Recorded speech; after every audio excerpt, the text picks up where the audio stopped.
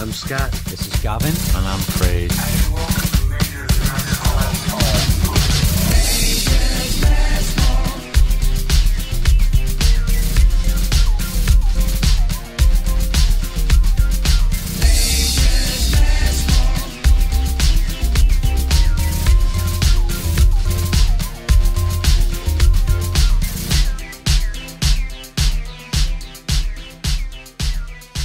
Hey everyone, welcome to episode 62 of Major's Mess Hall. We're probably going to have some new listeners listening in to us this time, so we're going to do a quick introduction on who we are and what we're doing. So my name is Gavin, and I'm 34, originally from, well, I'm almost 34, originally from the UK, but I'm now living in Nova Scotia, Canada. And we've got Craig. Craig's on the line. Craig's back in the UK. He's also 34. Well, 34 in like 2 weeks, Craig. 33 next week. You're not 33, mate. You're 34. You're 33 now. Oh, I thought it now. Jesus Christ. 34 next Friday. Yeah. So that gives you an idea of what Craig's like. Anyway, and we've also got Scott. Scott is 54, and he is from Chicago. In the States. Are you serious, man? Are you serious? How old are you then? 44, not 54. Oh, all right, yeah. Just the grey beard throws me off. No, I'm only joking. Scott's considerably older than us two boys. But yeah, anyway, we're a comedy podcast brought together. But can we really be called that? Why? I mean, we got more than comedy now. You know, it's more variety than comedy. I know, but people. Okay, basically we're comedy because people like to laugh at us, not with us, at us. So we just kind of call ourselves a comedy podcast so that our feelings aren't hurt too much, basically.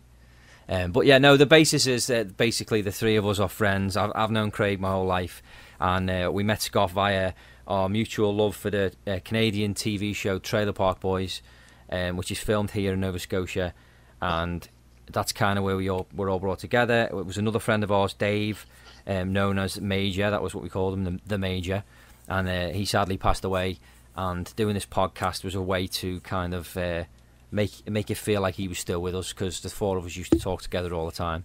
And it kind of just went on from there, and now we're into our third year now doing this podcast. We've had some amazing guests on, from authors to pop stars to actors.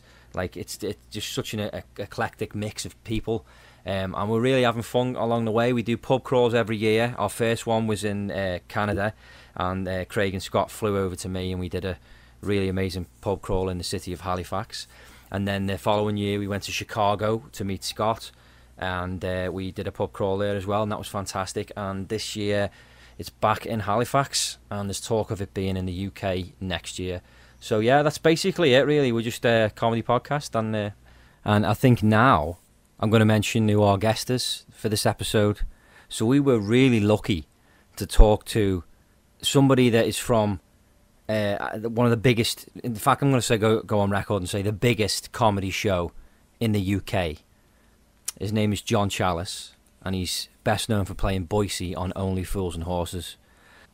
And John was nice enough to give us his time and talk to us for the podcast. So me and Scott, last week there, we spoke to John on the phone, and we had a really interesting chat. So we're going to be playing that out shortly, but I mean, what an amazing guy he is, and it was so great to talk to him, like just about Only Fools and Horses. And he's also written 4 books, so we were talking about that. We were talking about his gardening, just a lot of random stuff really, but it was a great conversation, and yeah, can't wait for you guys to hear it.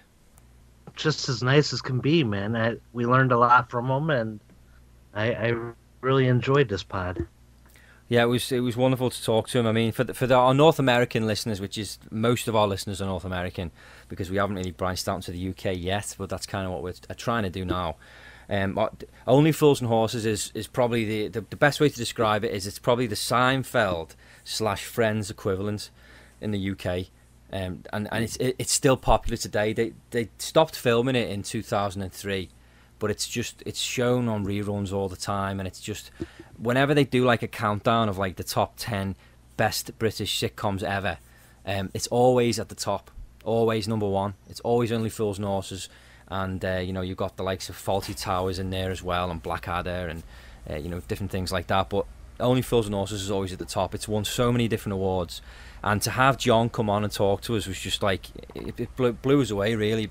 I mean, he's an author. He does one-man shows, you know, and he tells stories and all that at his shows and Q&As, and really, I can't say enough about him. I mean, he's, you know, I didn't know a lot about him, so after doing the research and all that, I really looked forward to talking to him, and it paid off, man. That guy was great.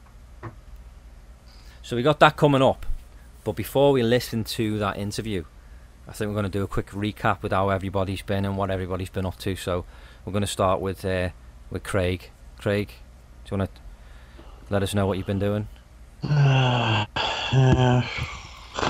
Work mainly, and weekend. I just stayed in most of the time. Didn't really do much. You say that every single time we do this podcast. You must do something. Must have happened where you thought, that was all right. Yeah, I had fun doing that. Me and Leanne were supposed to go to New Brighton, do the Seacombe to New Brighton walk, but we never got around to doing that. You just drove it instead? No, she had a lot to do, so we just stayed in. What did she have to do then? She had to do the housework and clean up and all that. Well, what were you doing? Watching her? I wasn't watching, I was just watching telly. Very nice. You must mind anyway. Well, what have you done? Like, what did you have for your dinner tonight? What, give us something to work with. For dinner. Sorry to start with such a hard question. Just a couple of pasties. What was in them? Sausage and bean. Sausage and bean. I can't work with sausage and bean, mate. Scott, what have you done, mate? What have you been up to? Sausage and bean. I worked. Oh, come on. You're not giving me that as well. I worked. What have you done? Come on. So anyways, we worked. I been doing the research for our guest, and man, we've got some doozies in the woodworks, and trying to learn about everybody, and got a new puppy. It's only 7 weeks old, and I'm sure you'll be sick of seeing pictures of her. And yeah, just enjoying this really stupid cold weather that we're having. Snows every other day. Yeah, that's about it, man. I had hot dogs and potatoes for supper. Just thanks for asking. See, that's more like it. Hot dog. Why didn't you have fries though? Hot dog and fries is perfect. What are you messing around with potatoes for? No, I like hash browns. That's a breakfast food. And you can have breakfast any time of the day. Yeah, I know, but you're messing around with hot dogs. It doesn't go. Tell him, Craig. It goes. It went. It's gone. To me, you can just eat anything you want. I mean, it's very of an evening or whatever. It's very southern. Fried potatoes with onions in it and parsley and garlic. It's very, very southern. You're not in the south, though, are you? I'm south of you, kinda. Anyway, honestly, I've been a bit like Craig, to be honest. There's not a whole lot I've done apart from a lot of research for the podcast, really. Like Scott said, we've been kind of inundated with guests because we asked a load of people all at once and everybody's basically said yes. So because they've said yes, we don't just want to leave it for a while. We want to bite them while we want to grab them while we can. So that's basically what we've been doing. Just a lot of research, and we've got another great guest coming up after this one. We can talk about it now actually because it's already done, so it's not even going to jinx it. We're not going to sit and dwell on it, but we could tell them what's coming up. Yeah. So on episode 63, we've got an interview with again another comedic actor from the UK. His name is Ewan McIntosh, and he is known for playing Big Keith from the BBC sitcom The Office. And again, I know I just said the same thing about Only Fools and Horses, but The Office is also ranked top as well. In fact, I think that was top for a while, and got knocked off by, I think it was Mrs. Brown's Boys, which is just ridiculous. But but do you know who Big Keith is, Craig, from The Office? Yeah. He's basically you with a beard. Yeah.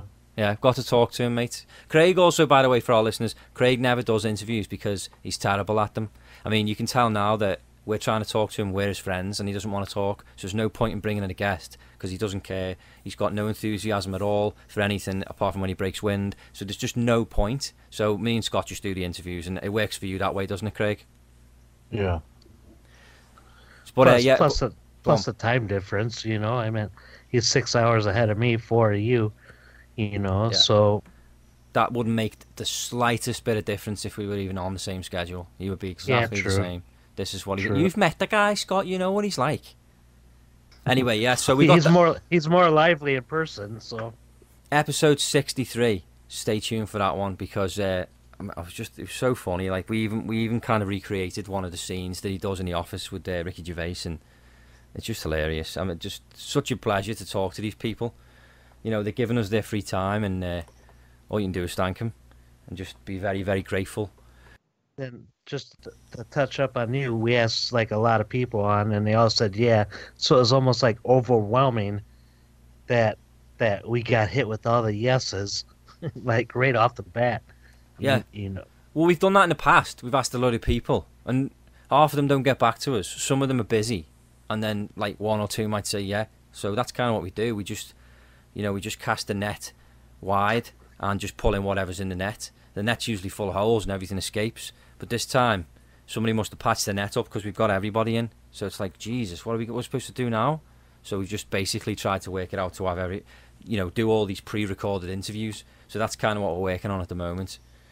So yeah, anyway, I think we should now go through to our interview with John Challis. I don't think we should keep people waiting for too much longer because a lot of listeners are probably going to be Only Fools and Horses fans because we're going to be pushing that out to them to listen to because obviously they're the ones that are going to want to hear the most about what John's got to say. So thanks for listening to us, to all you new listeners, and please stay tuned because we're going to try and keep you entertained.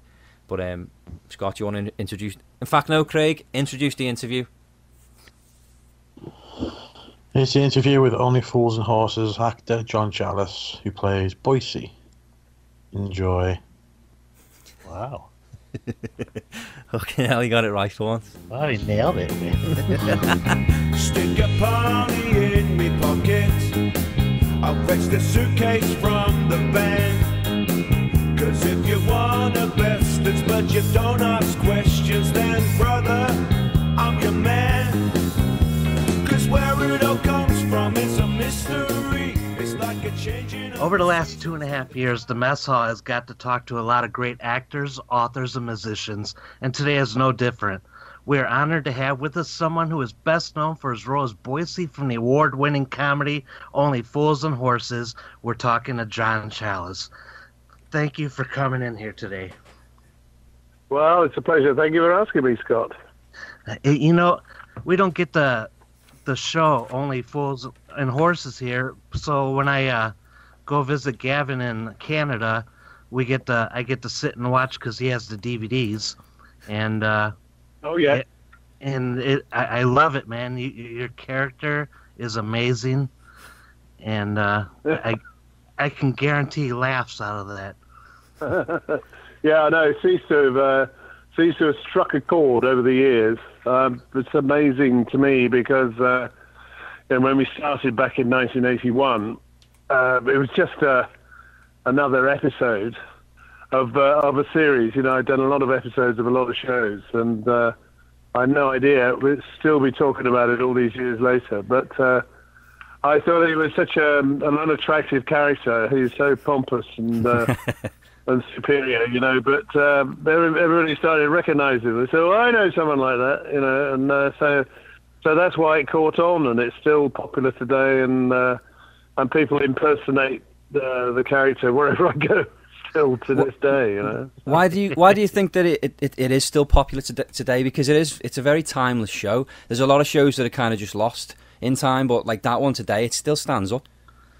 Yes, it does. Everybody says that. You're quite right. You know, when I'm doing my one-man show, I meet a lot of people, and I've written these books, written my autobiography, and so we go to a lot of functions, and I sit there, sign things, have my photograph taken, and sign the books, and and everybody's very, very complimentary about it. And they all say the same thing, that they keep watching it. It's on every day over here on sort of cable, on Sky and those Sky channels, and people watch it over and over again, and they know it off by heart. And in fact, they probably know it better than we ever did, I think. You know, and they never get tired of it, and they say that the whole time. It never dates. It's some of the references have changed, obviously, you know, over the years, but it just reached so many people in so many parts of the world, and it was that identification. It is amazing how much it's still on as well, because like obviously I live in Canada now, but I was back for a month-long visit just over Christmas. I got back last week, and it was on like every day. It was on, like it's just on TV all the time, and like you say, you can watch it, and it's not like, oh yeah, I've seen this one flick, you know, I've seen this one flick. You're straight back into it, and you go, oh, this is the one where, and there's always a reference that comes to mind, but it never. No, I was going to say it does drive some people mad. I used to know a guy when I lived in London who got fed up with the whole thing. He said, "Oh, I've only Fools and Horses. I'm fed up of hearing about it. I'm fed up of people talking about you and the characters." So I say, "Yeah, I'm going on holiday, so so to get away from it, you see." So he went to India, a place called Goa, and I saw him when he came back about 2 weeks later. I said, you know. How did it go? No, I didn't say that. No, I said, how was it? He said, I can't believe it. He said, the first bar I walked into, television was on and Only Fools and Horses was on. And he said, I ordered a drink and then you came on the screen. And he said, it was on everywhere. Can't get away from it. He felt he could never get away from it, you know. You know, for a little bit, when Gavin got me started watching the show and all that, the laugh, Boise's laugh, is amazing. Laugh, yeah. I actually had it as a ringtone on my phone because I loved it. Yes, I'm asked to do that quite a lot. You know, it's quite difficult to do from a standing start, though. You know, so it always came on the end of one of his jokes, you know, which he thought were hilarious, and but it's difficult to do, you know, with nothing before it. So I do my best, but I think I just about get away with it most of the time. So where did the laugh come from? Was it your idea, or was it John Sullivan's idea? Like, where did it come from? It was a complete accident, really, because if you look at the early episodes, you didn't laugh like that at all. But we were rehearsing one day, and it said in the script, "Oh, Boise laughs at one of his own jokes or something," and I just did this laugh, sort of off the cuff, and it was a laugh that I remembered from a woman actually I knew, you know, in a pub I used to drink in London, and she used to sit always on her own, and she never spoke to anybody really, but she had this cackle of a laugh. So you can imagine Boise's laugh in a female form. And you know, she'd sit there drinking a bottle of beer on her own, and then suddenly she'd go like this, and so I just did it, and everybody laughed and said, "Oh, keep it in." So that's how it happened. It was a complete accident. It wasn't in the script at all. So I mean, have you ever wished you hadn't started something? I've been doing it ever since, you know. Right. You know, and when I was doing a little research on you, I came across a show that my grandchild loves now, because we started watching an older show. Peter used to have narrated it, but it's your animation of Dr. Snuggles. And oh yeah, cool, yeah. That was a while ago, but she loves it. She's 4 years old, and we sat there watching it. Yes, it was a long time ago. Yeah, I know it was one of the great disappointments in my life, really, because I thought, wow, Peter Ustinov. I'm so looking forward to meeting Peter Ustinov, but I never did, because obviously he was such a big star. I mean, they just went and recorded him wherever he was, and I think he was in Geneva or something. And but we had to go to Hilversum in Holland and do our recording, so I actually never met him. although he played the Doctor, and so it was a big disappointment for me, that really. But it was great fun to do, and so people still see it and talk about it and want to know about it. So. And then you were in an episode of the great Doctor Who, Tom Baker years, and. Oh yes, that's right. Yes, that's become since they put it out on DVD, the Seeds of Doom. It's become very popular, and it's one of the favourite. All the people who love Doctor Who, it's one of their favourite stories. That, and it was there was a great. I've got another story about. No, I was in America in what was it, 1979, 80, and I was doing a Tom Stoppard play in Boston at the Wilbur Theatre, and there was a rather irascible stage doorkeeper, American guy, at the Wilbur Theatre, and he came over the tannoy after one matinee and said, "Mr. Challis, will you come to the stage door? There's about 50 half-witted people out there. They will not go away until they see you. Come and sort it out." So off I went, and it was the Doctor Who Appreciation Society of America, and the Seeds of Doom was actually showing that week in Boston. So as I say, I did that in 1976, I think, and by this time, as I say, it was 1979. So I always remember it with great fondness, that story. Scott was obviously doing research on you to begin with. I said, this is John Challis. He's well known for being an Only Fools and Horses. Check it out. So Scott goes off and does his thing, starts doing research, and comes back to me and says, "I've found a podcast here that he's done, and it's where he's talking about worm farms." And I was like, "Worm farms?" And I was like, and Scott said, "Yeah, where apparently worm poo." It germinates the soil and blah blah blah, and I said, "Oh, well, I know he likes gardening, so that must be right."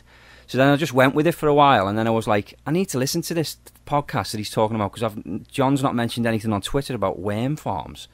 So I listened to it, and it turns out there's some guy in Australia called John Challis who's got worm farms apparently. So really? I didn't know that. Yeah, I'm glad I double checked it, to be honest. So we're all going to make it. We all going to make a living somehow, I suppose.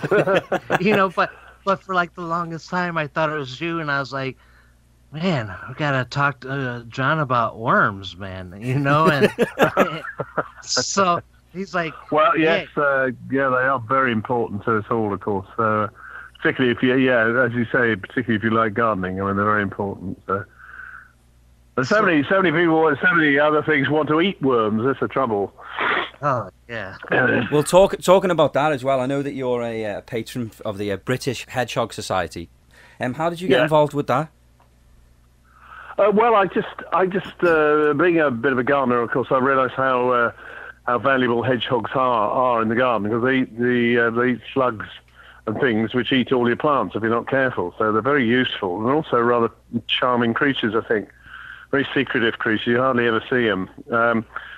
And I heard about an island off the northwest Scottish coast called South Uist, UIST. It's pronounced, one of those little islands. And they'd been. There was a great thing there that they were eating seabird eggs. You see, and they got used to these eggs, and the seabirds were diminishing because of that. So they were going to cull all the hedgehogs. They were going to destroy all the hedgehogs and take them off the island. So I heard about this, and I felt terribly sorry for them. And I thought, well, there must be something you can do here. And I got in touch with some other people, and of course, then it became a bit of a cause. And we thought, well, why can't you take the hedgehogs off the island and put them somewhere else? Because in England the numbers were diminishing, and they were in trouble. The numbers were decreasing because of loss of habitat and so on. So we got this scheme together whereby they rounded up all the hedgehogs and brought them to England and started pushing them out in places where there weren't many over here. Well, that's amazing. So that's how my involvement started, really. I absolutely miss hedgehogs because we don't get them over here. And when I did live in England, do you not at all? Not at all? No, we get something called groundhogs here, which are not the same. They're more of a pest. They're very cute, but they're like massive giant hamsters kind of thing, and they just dig holes everywhere. And yes, I think I've seen them. Yeah, they're great, but they're not like hedgehogs are amazing. I mean, I used to go on midnight walks back home, and I'd see them all the time. And I remember when my wife's Canadian and she lived with me in England for a while, and she'd never seen a hedgehog before, just obviously pictures. So I was out on a walk one night and I seen one, and it was in the middle of the road. It was actually the first time I'd ever seen one out and about. And so I walked over and he's just stopped. Oh, really? Yeah. Yeah, he's just stopped in the middle of the road, and I was like, I can't leave him there because I'm worried the car's going to come flying down here. So I tried to nudge him with my foot, and of course he went into a ball and wouldn't move. And I'm like, I don't know what to do. So I took my jacket off and I picked him up, and I walked him over toward the curb, and then I thought, and I really want my wife to see this, but it's like 1 o'clock in the morning and she's asleep. So I was like, you know what, I'm going to wake her up. So I walked down the road, only lived 1 minute, about 2 minutes away from where I found the hedgehog. So I walked down the road, this little hedgehog in my jacket, went into the house, went upstairs, woke my wife up. She comes downstairs. I said, I've got something to show you. She's like, what is it? So I opened it up and showed her, and she was obviously in a sleepy state. She said, what the hell are you doing? And I was like, I'm just showing you, this is a hedgehog. But of course he was still in a ball, so I took him back to where I found him and put him back. But they're so prickly. Like, you didn't realise how prickly they are when you try and pick them up. But so cute. I love them. Right. No, you got to wear gloves or something. Yeah, that's right. It's a great story. I thought you were going to say you put it in the bed to surprise her or something. God, I wouldn't do that.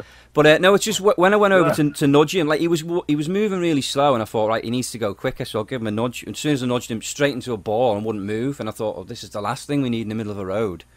So that's when I picked him up, and then I had this bright idea to run him back home. But and you can get them. You can get them as pets in Canada, but they're not around the streets or anything. They don't live in the wild here. No, right. Right. No, there's a big argument over here at the moment because you've heard about the badger cull and all that. There's too many badgers, and the farmers are saying, they're spreading tuberculosis to the cattle and so on. So there's a bit of a cull going on, and of course, a lot of people are up in arms about hedgehog, poor old badgers. There's a lot of demonstrations about you mustn't kill these wild animals. But of course, to me, someone who's very keen on badgers, and I'm very keen on hedgehogs, and of course, badgers predate on hedgehogs. They sort of roll them over and kill them. You see, so I'm very torn because I don't want to kill any wildlife at all, but I could do with a fewer badgers because we haven't got enough hedgehogs. It's very difficult. Human beings have sort of really screwed it up, haven't they? Really? Yeah, big time. Yeah, they have. So it looks like you're going to be like a real busy person in the upcoming weeks doing your one-man show, touring around. The next show is January 26th in Wolverhampton. Is that right? Yeah. Yes, that's right. I've been doing the show now for about 4 years in sort of various forms. I started doing it on cruise ships, so you get to see parts of the world you haven't seen before, and you get a nice cruise for a sort of 10 days or something for nothing, as long as you can get up on your hind legs and talk to people. That's how it started, really, because somebody suggested I did. I thought, well, I've never done anything like it before. Surely people aren't going to be that interested. But of course they were, and I got asked to do it more and more.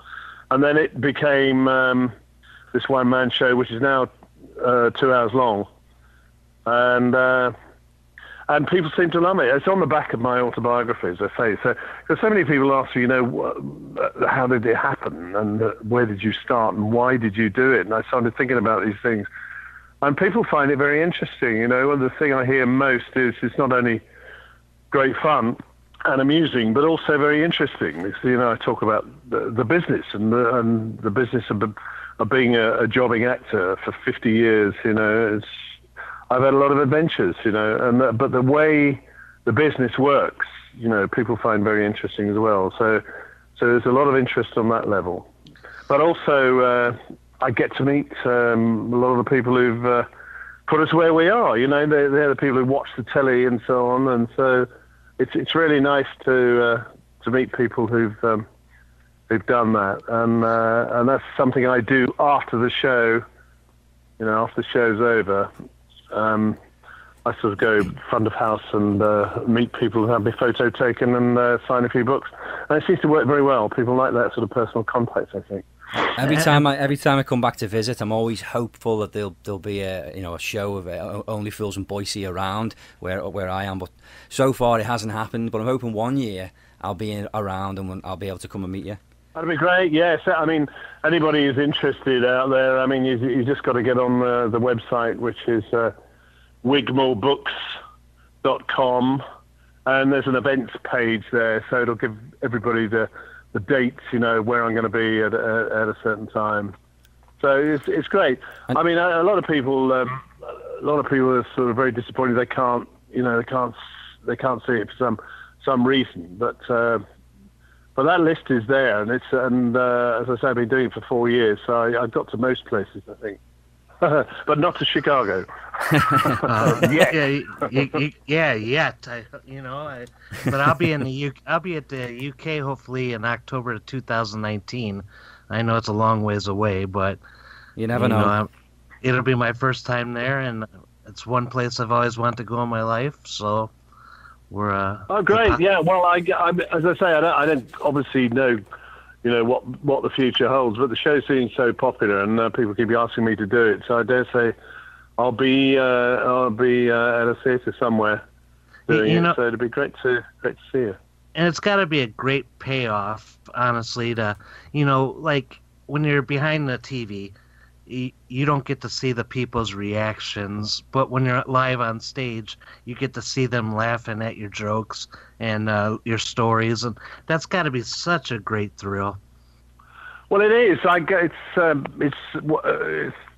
It's the first thing I saw when I was a kid, and I saw Peter Pan in London, and that's when I sort of fell in love with the live theatre. Really, I just thought it was the most magical thing, and that's when I started. I did a lot of repertory theatre all over the country, and also children's theatre and so on. And that's what attracted me first. So there's nothing like that. There's nothing like going out on stage and having that audience listening to you, and as you say, reacting to what you're doing. You know, I'm a great admirer of stand-up comedy. You know, these guys who can stand up and be funny, and my God, that's really brave to do that. So I'm not really a stand-up comic, but I'm a great admirer of them, and some of the stories I tell. I'm a storyteller. I'm not a joke teller, really, but I tell stories, and I've got quite a lot of stories. So, but they do. It's very gratifying when they work, because it's just you. It's just you up there, and it's your words. You know, that's the other thing. Right. Because most actors, you know, on the stage, it's somebody else's script, you know, so you can hide it. You say, well, it's not my fault. That's what he wrote. You know? But in this case, of course, it's what you wrote. So it's all up to you. But it's quite exciting to do that. You mentioned there that you're a storyteller, and obviously you've got your 2 autobiographies out, but you've also written 2 novels, the Reggie series. Where did that idea come from to get involved? Because I know that the character Reggie's kind of based on a little bit of you, a little bit of Boise, and somebody that you know personally as well. Well, it's all a sort of a great progression, really, because it started off with Only Fools and Horses, and then I moved out of London almost 20 years ago now to the country. We found an extraordinary ancient a building that was in need of a lot of repair, and we found out that my wife had a sort of an ancestral connection to it, you know, going right back to the dissolution of the monasteries. And this was an abbot's lodging, which was connected to a ruined abbey, because, you know, Henry VIII dissolved all the monasteries and they all fell into disrepair. And there's this great survivor, you see, and we thought, well, we've got to have a go at this. And it's much too big and much too far. Everything was wrong with it, really, but it's such a personal connection. And just after that, I had a birthday party, and John Sullivan, the writer of Only Fools and Horses, came to the party, and he just saw me completely out of context, you know, in this country setting with this great big house, and And that's how the Green Green Grass happened, which was the spin-off series from Only Fools and Horses, Boycie and Marlene in the Country. And it reflected me, really, because although I wasn't a complete townie, I'd always wanted to live in the country, and I'd done a bit of growing up in the country, so I knew a bit about it. But I met the most extraordinary characters and heard the most extraordinary stories. And as I've always written stuff down, I started writing these down, you see. And so a lot of those stories became the inspiration for that spin-off series. And well, I've written 2 novels about this new character called Reggie, who's me, really, or what I'd like to be, you know. And I'm trying to get that on the television as well. But it's all part of the same story and my experience, I suppose, really. Do you have any plans to write any more? Oh yes. I mean, I'm trying to get another one out this year. I've written 2 Reggie novels, and this year hopefully there'll be a third. But I've been working on a book about the house and about the history of the house and the story of how we got here, and also the fact that we created a garden since we've been here, which is one of the reasons for moving here. And it's been an extraordinary experience. So now we've got this great big sort of coffee table book, which cost a fortune, I have to say, but it's been absolutely worth it. You know, it's a real history of the house. So that's what I've been doing. So, but I think hopefully there'll be another Reggie book next year. That'll be great. That's the idea, anyway. And your garden is wonderful. I mean, I've seen some of the photos you posted, and I've got a garden outside. It's more of a yard, and I'm trying my best to try and get into growing certain things, but it's tough. But your garden is amazing. Well, yes, as I say, you know, this is something that crept up on me, really, because my parents were always trying to get me to help them in the garden. And of course, being a rather difficult child, I did everything to avoid it. But of course, as soon as you get your own place and you've got a bit of space, you start thinking about it, you know. And when I first lived in London in a flat, I had a little yard, and I tried to grow things. And it became quite a fascination, really. And I opened a garden centre at one point when I didn't have much work around, and that was a big mistake. I learned a lot about gardening, but lost a lot of money, shall we say. But it's always remained with me, that fascination for it, and to have the space to do it is a great thing to experiment. Still making a lot of mistakes, but it is endlessly fascinating, I think. Oh yeah, it's all trial and error, isn't it? At the end of the day. Yeah. So it's all part of that story, and you know. So this is what I talk about during the show, you know, and I think people. Well, it's what people say. They find it all very interesting how everything sort of connects up, you know. Well, John, we're going to not keep you much longer. If you could just give us the website again, so people can obviously find you, the 4 books that you've got available now, and obviously the tour dates for your up and coming tour as well. What was the website? The website is Wigmore Books. That's WIGMORE Books, all one word, all in lowercase, obviously. .com. So if you get onto that, then there's an events page, and it'll give you sort of information about where the tour is going. Doing about 12 dates, I think, in this little bit. But there'll probably be more in the autumn, because a lot of people want the show, but it's just a question of what the hell's going to happen. Well, nobody quite knows what's going to happen. So I'm not sure whether the autumn dates are going to work out or not, but certainly those spring dates is about 12, as I say, starting the beginning of March, 2nd of March and 4th of March are the first 2, I think. So if you get onto that and the events page, and that'll tell you, you know, also about you know, other things I'm going to be doing or have done, or because you know the phone sort of goes on quite a regular basis. You know, will I come and do this? Will I come and do that? And sometimes I do, and sometimes I do. It just depends on what it is. You know, John, we really appreciate your time, and I will keep trying to get on it and watching more of your shows and all that, and finding them, and Fantastic. Thank you for everything. Well, thank you. Thank you very much. It's been fascinating talking to you, and hope to see you over here. Cheers, I'll John. Be there. It really is great to have spoke to you. I've been a fan of yours for many, many years now, and we're trying our best to get this podcast off the ground and up. And it's thanks to people like you for giving us your time, and it was what helps us branch out, basically. So honestly, bottom of my heart, thanks so much for giving us your time. Thank you. Great to talk to you. Have a great New Year. We got some half-price crack ties, some miles and miles of carpet tiles, TVs, deep freeze and David Bowie LPs, ball games, gold chains, what's the names and out of bush, and Trevor Francis tracksuits from a mush in Shepherd's Bush, bush, bush, bush, bush, bush, bush. No income tax, no VAT, no money back, no guarantee.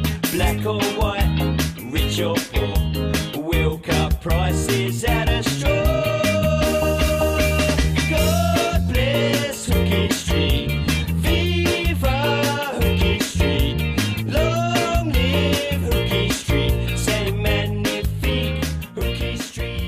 That was the interview with John, and we really hope you enjoyed it as much as we did. And like I said, we learned a lot during it. We learned about his books that Gavin brought up with him, and talked to him about his one-man shows and hedgehogs. And hedgehogs. I can't forget about hedgehogs, and not Sonic. And what about worms as well? I mean, what an idiot you are. You're the one that told me that was the podcast. I didn't. I would have never found it. But right. You said, "Here's John. Here's a James Whale show." I listened to it, and you're like, "Here's another one. It talks about worms and all that." And I never listened to it though. No, you never listened to it. But because I don't really know what John sounds like. Well, he sounds British, not Australian.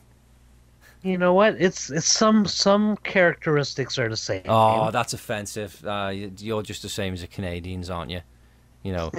It's just offensive. It's literally like, okay, I admit it was me that said, because I just typed in John Chalice on the podcast app. All this stuff came up on John Chalice, and I gave you the links and said, do this one. I know he likes gardening, and this one was a gardening one. There you go, John Chalice. Never listened to it. Assumed you would be able to pick up on the fact that it's an Australian guy talking and not bloody posh English guy. And then this is what happens. They said he acts too.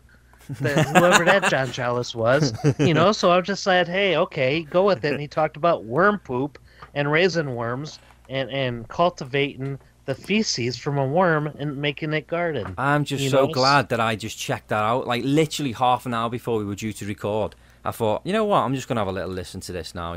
Scott's covered it, but I'll have a listen anyway. Listened, and it wasn't even him. So I'm so glad, because Scott would have said, so what's your views on worm shit? But then you brought it up with John anyways. Yeah, I had to. He got a laugh out of it. I know, and he got a laugh as well. To be fair, we were both laughing at you. Only fools. I was a fool. I'll get that, but next time I'll listen to the people's voices before on YouTube, so we don't fall into that thing again. So I could tell you that you're a fool for even thinking that he's talking about worm poop. I just went off the name. That's all I went off. You went off the vocal. Completely different. You sound not unlike Australians.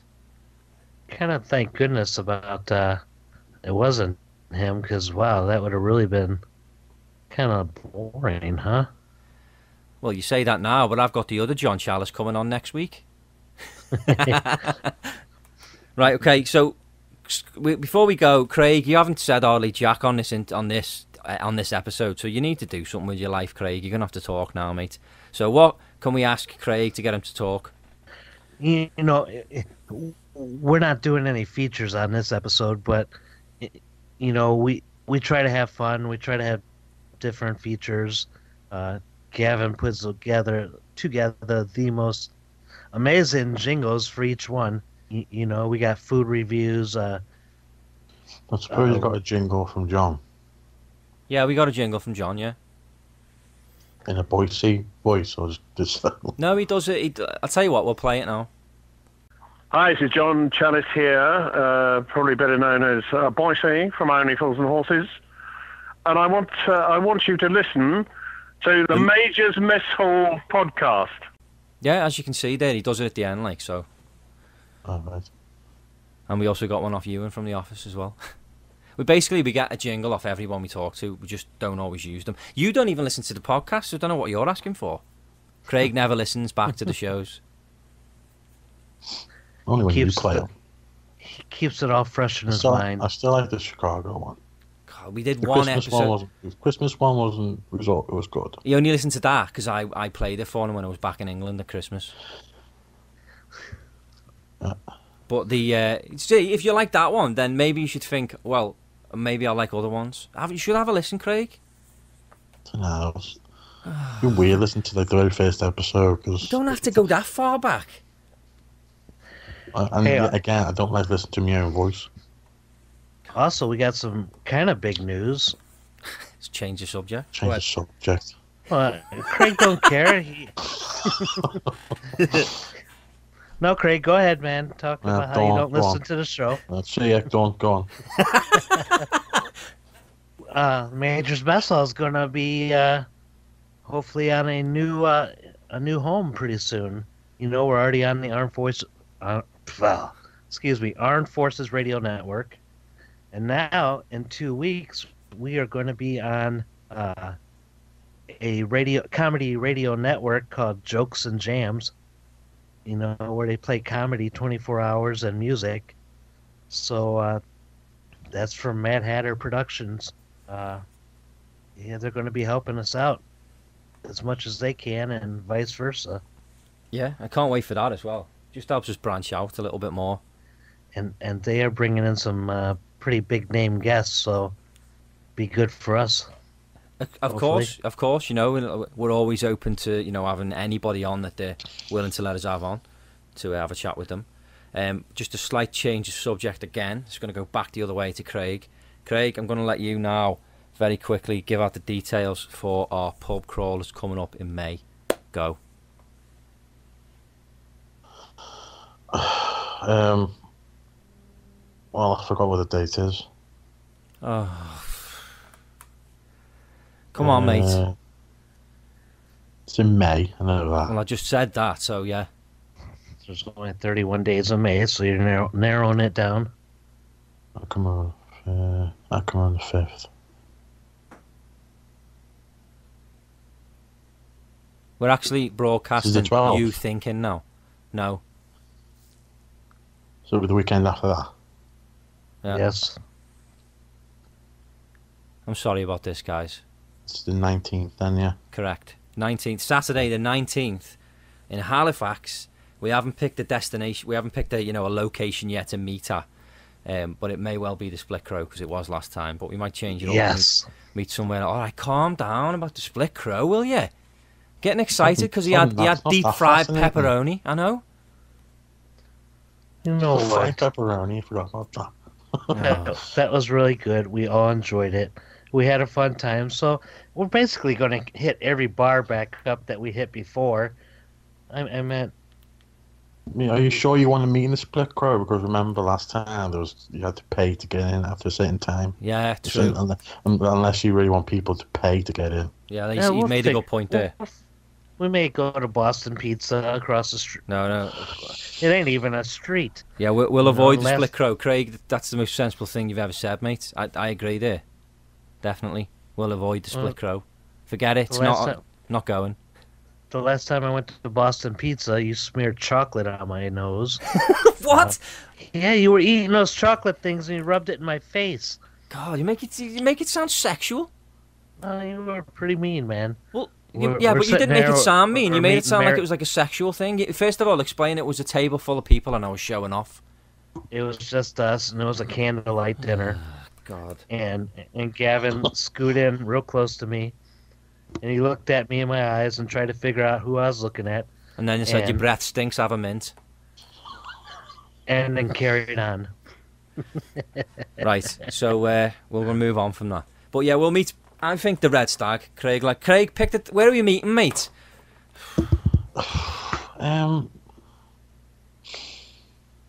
Stop taking forever to think, because it's all dead air I'm now. just thinking what people would be interested in meeting. Like, Red Stag is kind of far away. Yeah, but we're going everywhere. There's nothing far away in downtown. I know.